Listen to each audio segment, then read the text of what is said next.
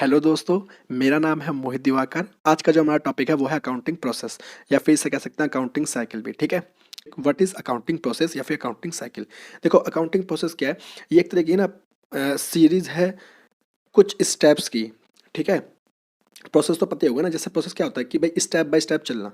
तो वही accounting process में मतलब अकाउंटिंग में क्या क्या करना पड़ता है, तो यही है कि उसके स्टेप्स हैं जिसमें देखो क्या क्या चीज़ें इन्वॉल्व है।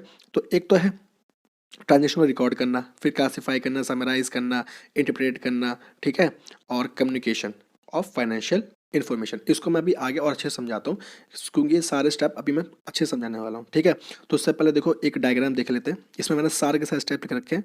पहला है हमारा अकाउंटिंग प्रोसेस का पहला स्टेप है आइडेंटिफाइंग ट्रांजेक्शन्स। ठीक है, सेकंड है जनरल, थर्ड है लेजर, फोर है ट्रायल बैलेंस, फिफ्थ है फाइनेंशियल स्टेटमेंट, सिक्स है एनालिसिस एंड इंटरप्रिटेशन और सेवन है कम्युनिकेट टू यूजर्स। अब इसको एक एक बाय सबको एक एक करके देख लेते हैं। ठीक है, तो देखो पहला स्टेप क्या है। पहला स्टेप है हमारा आइडेंटिफाइंग ट्रांजेक्शन। देखो, हमें ना ओनली उन्हीं ट्रांजेक्शन को रिकॉर्ड करना पड़ता है जो हमारे बिजनेस से रिलेटेड होता है, क्योंकि दिन भर में साल भर में बहुत सारे ऐसे ट्रांजेक्शन होते हैं जो हमारे बिजनेस से रिलेटेड नहीं होते। तो हमें उनको तो इग्नोर करना होता है पूरी तरह। हमें सिर्फ उन्हीं ट्रांजेक्शन से मतलब है जो हमारे बिजनेस से रिलेटेड है। ठीक है, तो उन्हीं को ही हमें सबसे पहले तो आइडेंटिफाई करना है। इसके बाद आइडेंटिफाई आपने कर लिया, इसके बाद आपको क्या करना है, जनरल में उन ट्रांजेक्शन्स को रिकॉर्ड करना है। ठीक है, और जनरल मतलब क्या होता है, जनरल मतलब जनरल एंट्री, जो हम जनरल एंट्री बनाते हैं उन्हीं को कहते हैं जनरल्स। ठीक है, और ये याद रखना है कि जो जनरल एंट्री होगी ना, हमेशा एक क्रोनोलॉजिकल ऑर्डर में होनी चाहिए। क्रोनोलॉजिकल ऑर्डर क्या होता है कि भाई जैसे मान लेते हैं आज है 1 जनवरी। ठीक है, 1 जनवरी 2021। ठीक है, तो आपको 1 जनवरी के आज सारे जितने ट्रांजेक्शन हैं उन्हें रिकॉर्ड करना है। इसके बाद 2 जनवरी आएगी तो उस दिन आपको उसका रिकॉर्ड करना है। फिर 3 जनवरी, यानी कि एक ऑर्डर में चलना चाहिए। ठीक है, ऐसा नहीं कि आज आपने 1 जनवरी किया, फिर आपने 5 जनवरी के कर रखे हैं ट्रांजेक्शन रिकॉर्ड्स, फिर आपने 2 जनवरी कर दिए। और ये गलती कैसे होती है, ये गलती तब होती है जब हम क्या करते हैं कि पूरा हमने एक महीने का इकट्ठे कर लिया ट्रांजेक्शन, फिर रिकॉर्ड करने बैठ गए, तो इसमें गलती होती है। तो इसलिए क्या करना है, डे बाय डे रिकॉर्ड करना है, तो उसमें गलतियाँ नहीं होती। ठीक है, इसके अलावा एक बहुत इंपॉर्टेंट आपको बात याद रखनी है कि जितनी भी जनरल एंट्री होती हैं, कोई भी जनरल एंट्री ले लो, उसका टोटल डेबिट बैलेंस और टोटल क्रेडिट बैलेंस हमेशा इक्वल होगा। ठीक है, अगर इक्वल नहीं आ रहा मतलब जनरल एंट्री में गड़बड़ कर रखी है। इसके बाद थर्ड वो है लेजर्स। ठीक है, इसके बाद जनरल एंट्री हमने बना ली, तो इसके बाद है लेजर। अब आपको क्या करना है, उन जनरल एंट्रीज को पोस्ट करना होता है आगे लेजर्स अकाउंट्स में। और लेजर्स क्या होते हैं, एक तरह से समरी होती है, जितने भी ट्रांजेक्शन्स होते हैं ना उन सबकी समरी होती है। ठीक है, अब जनरल के मैं कुछ एग्जांपल देते हैं, जैसे machine account, sales account, purchase account. ठीक है, ये सारे हो गए आपके एग्जाम्पल। अब आपने क्या करा भाई, लेजर बना लिए। लेजर के बाद आपको क्या करना है, ट्रायल बैलेंस बनाना होता है। और ट्रायल बैलेंस बनता है साल के लास्ट में। अब ट्रायल बैलेंस में क्या होता है, जितने भी हमारे लेजर्स के अनएडजस्टेड बैलेंस होते हैं ना, वो आते हैं ओनली। ठीक है, अब अनएडजस्टेड बैलेंस क्या होता है, मान लेते हैं एक क्रेडिटर है। क्रेडिटर मतलब समझते हो ना, क्रेडिटर मतलब जिससे जिसे हमें आगे फ्यूचर में पैसा देना है। यानी कि मान लेते हैं हमने उसे कुछ परचेज किया था क्रेडिट पे, तो अब हमें उसको पैसे देने पड़ेंगे।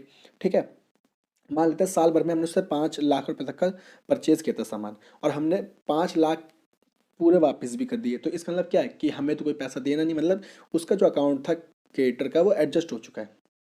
तो ये हमारे ट्रायल बैलेंस में क्रेडिटर का कोई बैलेंस होगा ही नहीं। ठीक है, आएगा ही नहीं, वो उस नाम का कोई भी अकाउंट उसमें आएगा ही नहीं।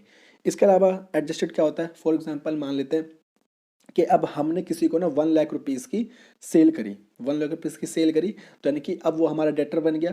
और मान लेते हैं साल के लास्ट तक उसने 90,000 रुपये में वापस कर दिया, यानी कि अभी हम उससे 10,000 और लेने। तो वो उसने 10,000, अब हमारे पास डेटर बैलेंस तो है ही ना, तो ये डेटर बैलेंस 10,000 ये हमारे ट्रायल बैलेंस में शो होगा। तो ये है अनएडजस्टेड बैलेंस और एडजस्टेड बैलेंस का मतलब। ठीक है, तो और एक चीज़ और याद रखनी है कि ट्रायल बैलेंस के टोटल डेबिट बैलेंस और टोटल क्रेडिट बैलेंस ये हमेशा इक्वल होना चाहिए। अगर इक्वल नहीं आ रहा तो ये समझ लेना गलत है। ठीक है, ट्रायल बैलेंस तुम्हारा गलत है। इसके अलावा आ जाते हैं, अब हमने देखो ट्रायल बैलेंस बना लिया है। ट्रायल बैलेंस बनाने के बाद अब हमें बनाने पड़ते हैं फाइनेंशियल स्टेटमेंट्स या फिर फाइनेंशियल रिपोर्ट। अब फाइनेंशियल स्टेटमेंट्स में जैसे तुम्हारा trading trading account, profit and loss account, balance sheet, ठीक है, कैश फ्लो, ये सब आ जाता है, इनकम स्टेटमेंट, ये सारे इसमें आ जाते हैं। ठीक है, इसके बाद अब हमने रिपोर्ट तैयार कर ली, अब हमें उनको एनालिसिस करना पड़ता है और इंटरप्रेट करना पड़ता है। यानी एनालिसिस करने का मतलब ये है कि हमें ये देखना है कि हमारी परफॉर्मेंस कैसी रही, ठीक है, पिछले साल से इस साल हमारी परफॉर्मेंस कैसी है, या फिर हमारे कॉम्पिटिटर्स जो हैं उनसे हमारी परफॉर्मेंस कैसी है। तो ये सब इसमें चीज़ चेक करने पड़ते हैं। इसके बहुत सारे मेथड होते हैं जिसमें मैं अभी नहीं जा रहा, बाद में किसी अलग वीडियो में बात करेंगे उन सब पे, ठीक है। जैसे हमने लिख रखा है जैसे कैलकुलेटिंग रेशियो, जैसे एक तरीका है ये भी एनालाइज करने का, कंपेयर करने का, ठीक है। तो इन पे भी किसी और दिन बताऊंगा वीडियो में बना के। अभी 7 स्टेप देखते हैं। जब अब आपने क्या करना है भाई, कम्युनिकेट टू यूजर्स। अब यूजर्स से कम्युनिकेट करना है। यूजर्स मतलब कौन कौन, यहाँ पे यूजर्स जैसे बहुत लोग हो सकते हैं, ठीक है। जैसे ओनर हो गया, investor, management, supplier, lender, employ, customer, government, general public, ये सब हमारे क्या हैं, यूज़र हैं, जो हमारी इस रिपोर्ट को यूज़ करेंगे।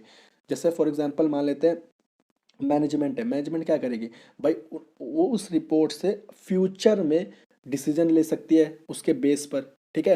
यानी कंपनी को कैसे आगे और ग्रोथ करनी है, उस रिपोर्ट के बेस पर वो डिसीजन ले सकती है।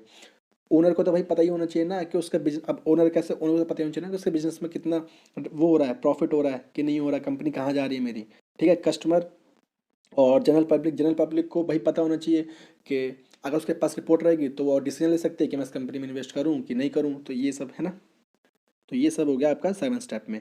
तो और कम्युनिकेट टू यूजर्स के लिए ना मैं एक मतलब इस टॉपिक के लिए मैं एक अलग से वीडियो बनाऊंगा जिसमें मैं बताऊंगा कि भाई अकाउंटिंग के कौन कौन से यूजर्स होते हैं।